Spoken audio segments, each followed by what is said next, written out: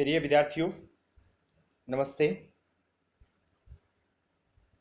तो अब तक हमने जो यूनिट 1 था उसके अंतर्गत जो 3 लेसन थे, 3 पाठ थे, उन 3 पाठों को हमने अच्छी से पढ़ लिया है और उन लेसन पर आधारित जो प्रश्न थे वो भी हमने कर लिए हैं और इसके साथ साथ जो व्याकरणिक कार्य था वो भी हमने कर लिया है।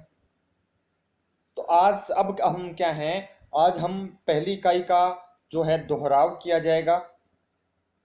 यह इकाई दोहराव 2 भागों में किया जाएगा।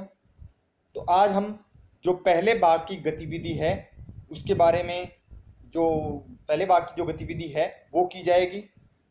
इसके लिए आप सभी को एक प्रश्न पत्र दिया जाएगा जिसके प्रश्नों के उत्तर आप सबको, जो उत्तर पुस्तिका जो आपकी फेयर नोटबुक है उसमें आपको लिखने हैं।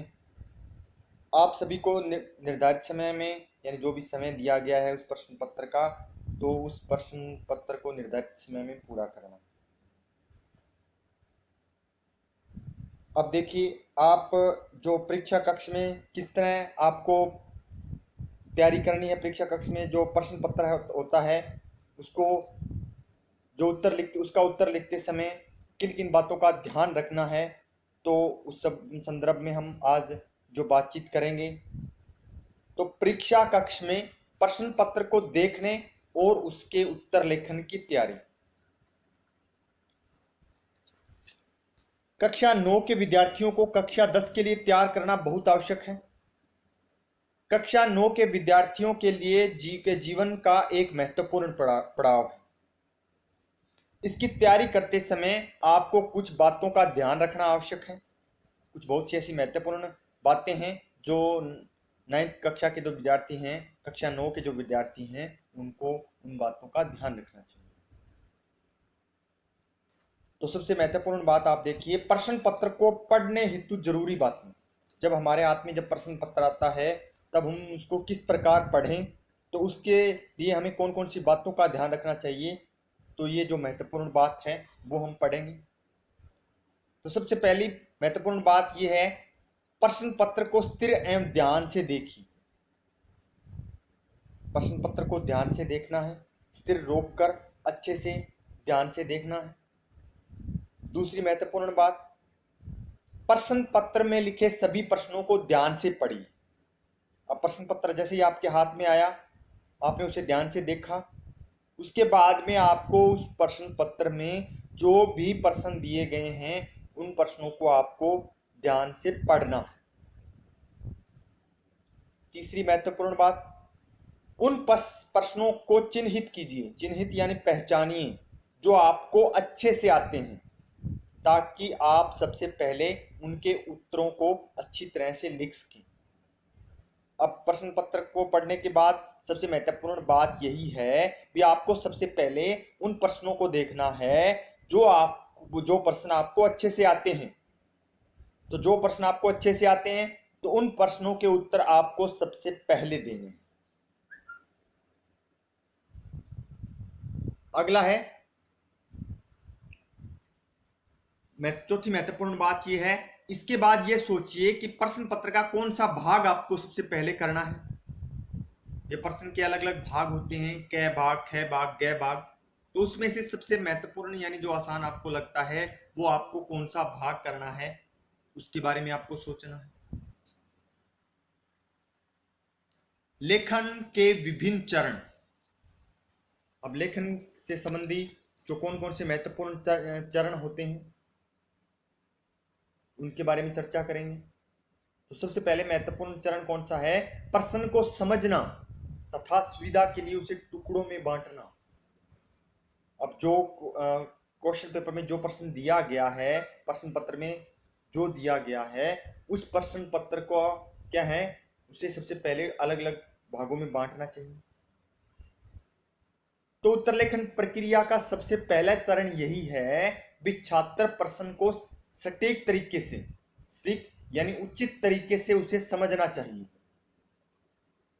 उत्तर लेखन करते समय हमें सबसे पहले, यदि हम प्रश्न हमें ध्यान नहीं होगा तो हम उत्तर कैसे देंगे। तो सबसे पहले उचित तरीके से हमें प्रश्न को समझना चाहिए। प्रश्न को समझने का अर्थ यह है कि प्रश्नकर्ता हमसे क्या पूछना चाहता है। अब समझने का अर्थ यह है कि जो प्रश्न हमें दिया गया है उस प्रश्न के माध्यम से जो प्रश्न करता है वो क्या पूछना चाहता है, किस संदर्भ में वो हमसे पूछना चाहता है। और तीसरी महत्वपूर्ण बात, प्रश्न को ठीक से समझने के लिए मुख्यतः इस बात का ध्यान दिया जाना चाहिए कि प्रश्न किस विषय पर पूछा गया है। भी कोई संस्कृति से संबंधित प्रश्न पूछा गया है, कोई रहन सहन से संबंधित पूछा गया है, या कोई प्रकृति के विषय में पूछा गया है, इस बात का यानी जो मुख्य विषय है उसका हमें ध्यान रखना चाहिए उत्तर लिखते समय। प्रश्न में भी किस विषय पर प्रश्न पूछा गया है। आगे देखिए, दूसरी महत्वपूर्ण बात है, दूसरा जो चरण है उत्तर की रूपरेखा तैयार करना। ये उत्तर है जो प्रश्न पूछा गया है हमसे, उसका उत्तर लिखते समय हम क्या करेंगे। तो दूसरे चरण के अंतर्गत प्रश्न के उत्तर की एक संक्षिप्त रूपरेखा बनाई जानी चाहिए। यानी जो प्रश्न हमसे पूछा गया है उसके बारे में एक संक्षिप्त सार, एक संक्षिप्त रूपरेखा अलग अलग भागों में किस तरह उसे बांटकर जो उत्तर का प्रारूप है वो तैयार करना चाहिए। तीसरी महत्वपूर्ण बात, प्रश्न की रूपरेखा बनाने के बाद उसका उत्तर लेखन करना चाहिए। जब प्रश्न की रूपरेखा बन जाए पूरी तरह, क्या कहां क्या लिखना है, तो उसके बाद में हमें क्या है जो उत्तर का लेखन है वो करना चाहिए। अगली बात, उत्तर लिखते समय प्रवाह और क्रमबद्धता का ध्यान रखना चाहिए। जो बात हमसे पूछी गई है उसी संदर्भ में हमें जो उत्तर है वो देना चाहिए, और जो क्रम है, जो बात हम कह रहे हैं वो क्रम बीच में टूटना नहीं चाहिए। तीसरी महत्वपूर्ण बात, उत्तर लिखते समय अनावश्यक विस्तार से बचना चाहिए।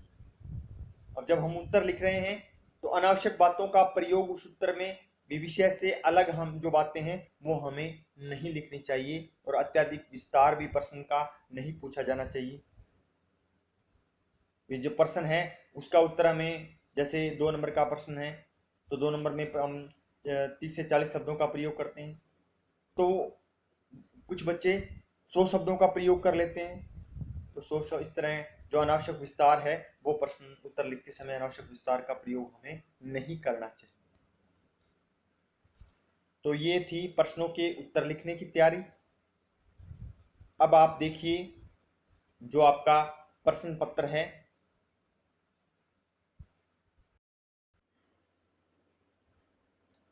तो देखिए आपको दिखाई दे रहा है इकाई दोहराव 1 का जो प्रश्न पत्र है, इसमें ये आपका अधिकतम 15 अंक का है और अवधि 30 मिनट की है।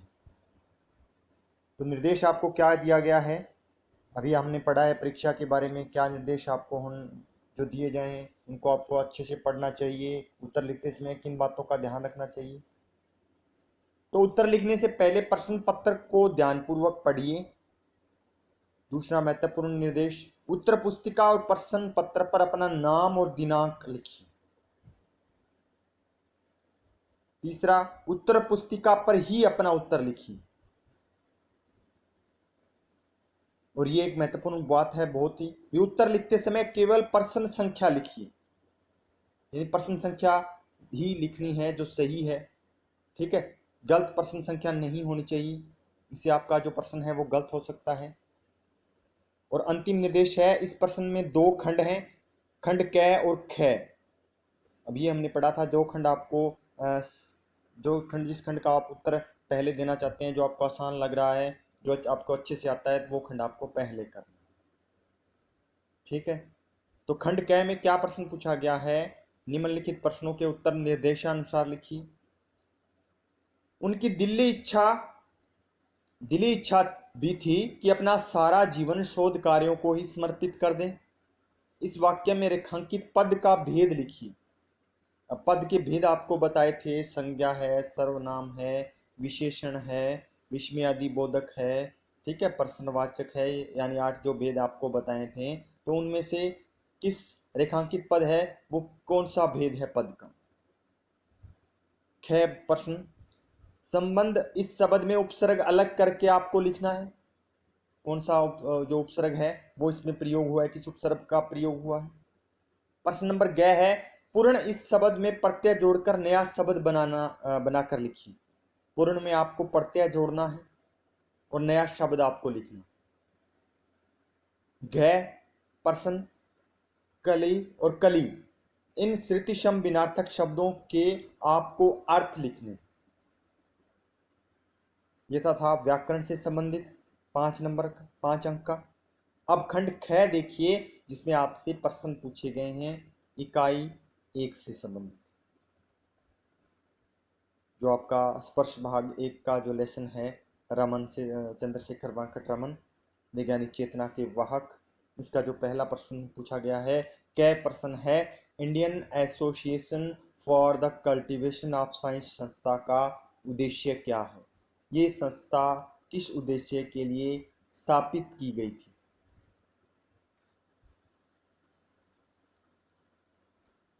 आगे देखिए, प्रश्न नंबर 3 है, निम्नलिखित प्रश्नों के उत्तर आपको 30 से 40 शब्दों में देने हैं। 2 अंक के प्रश्न पूछे गए हैं। तो लेखक ने रामन को भावुक प्रकृति प्रेमी क्यों कहा है। जो प्रकृति प्रेमी, भावुक प्रकृति प्रेमी थे, बहुत अत्यधिक प्रकृति के जो भाव हैं उनको गहरी भावना के साथ वो देखते थे। तो क्यों कहा है उन्हें भावुक प्रकृति प्रेमी लेखक ने। प्रश्न नंबर 6 है, रामन को रामन प्रभाव खोज की प्रेरणा कैसे मिली। किस तरह इच्छा उनके मन में जागी रामन प्रभाव की खोज के बारे में।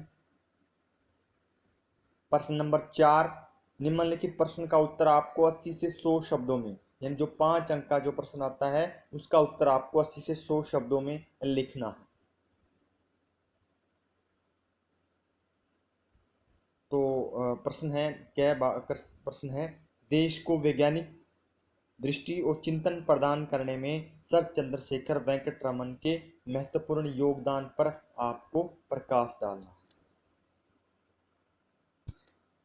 ठीक है, तो ये प्रश्न थे, ये प्रश्न आपको रीड करने हैं और किस तरह आपका जो परीक्षा का जो प्रारूप है वो रहेगा, इसमें आपको दिया गया है। और उत्तर लिखते समय आपको किन किन बातों का ध्यान रखना चाहिए।